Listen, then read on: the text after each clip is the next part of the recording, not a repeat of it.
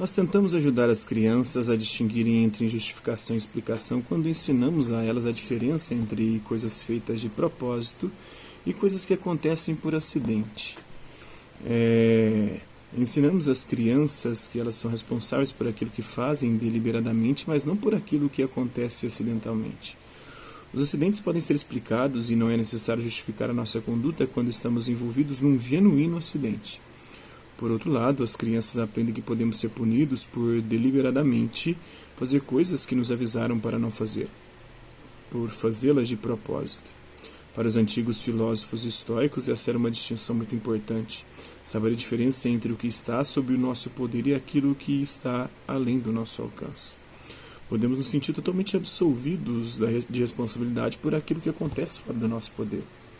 Podemos interpretar o porquê da criança como sendo um esforço semelhante para identificar o que deveria ser explicado por razões e distinguir do âmbito das explicações causais. A criança pergunta por quê, desde muito pequena, e portanto podemos considerar que está desde cedo envolvida num comportamento filosófico. Na verdade, a criança é tão persistente nisso que, em comparação com a falta de curiosidade característica do adulto, somos tentados a dizer que o comportamento filosófico de uma pessoa vai diminuindo com a idade. Isso contrasta fortemente com o aumento de informação que a criança adquire e com sua maior facilidade em utilizar instrumentos conceituais. Não resta a menor dúvida de que a capacidade de uma criança para desempenhar certas tarefas que lhes são propostas pelos pesquisadores aumenta com a idade, desde tarefas matemáticas relativamente simples até outras cada vez mais complexas.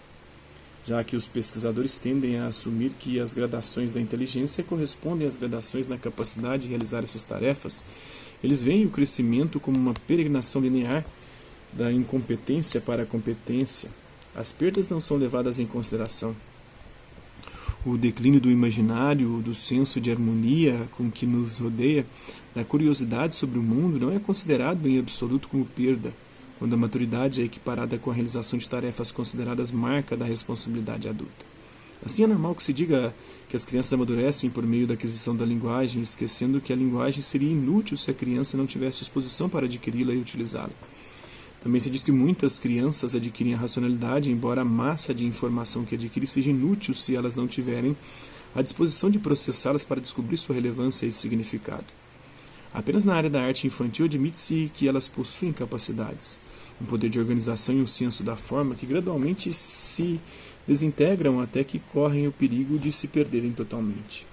Mas quando a arte não é tomada a sério como um sinal da racionalidade, o declínio da capacidade artística durante os anos intermediários da infância é considerado irrelevante para o crescimento da inteligência e, em nenhum caso, é considerado uma grande perda. Como a nossa cultura caracteristicamente define a inteligência em termos da capacidade de responder a perguntas mais que pela capacidade de fazê-las, e em termos da competência em solucionar problemas mais que pela competência em reconhecê-los e formulá-los, não é estranho que filosofia e infância sejam considerados mutuamente exclusivos. A filosofia tem sido tradicionalmente considerada como algo absolutamente inerente às pessoas mais velhas por uma peculiar perversão da lógica. Ignoramos as autênticas manifestações do raciocínio filosófico que se manifestam na infância. Ignoramos a necessidade que as crianças têm de ser desafiadas e apoiadas para desenvolver suas capacidades filosóficas. E concluímos que a filosofia é inerentemente inadequada para os jovens, que não têm nem talento nem interesse para isso. O que normalmente consideramos como um progresso intelectual das crianças não é quando aprendem a pensar por si mesmas, mas quando notamos com satisfação que o conteúdo do seu pensamento começou a se aproximar do conteúdo do nosso próprio pensamento, quando suas concepções de mundo começam a se parecer com as nossas. Enquanto as crianças não veem a realidade como os adultos, a riqueza e a preciosidade de seus pontos de vista a respeito do mundo são desacreditadas e desencorajadas.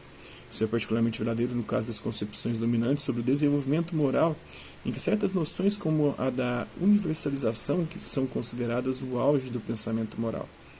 Em outras palavras, as crianças cujos pontos de vista morais se aproximam aos dos psicólogos pesquisadores são situadas em um nível mais alto na escala do desenvolvimento moral do que aquelas cujos pontos de vista diferem da visão dos investigadores. A criança que mostra originalidade e independência de pensamento provavelmente chega a conclusões pouco populares e pode, muito bem, tirar algumas conclusões que de fato são bastante erradas. É muito fácil corrigir uma conclusão errada. Algo bem diferente é apoiar a originalidade ou recuperá-la em uma criança que foi levada a suprimi-la. Então é isso aí. Isso é um pouco dessa obra Filosofia na Sala de Aula do Matteo Lipa, Frederic Oskanian e Anne Margaret Sharp, da editora Nova Alexandria. Essa é a vista, até a próxima.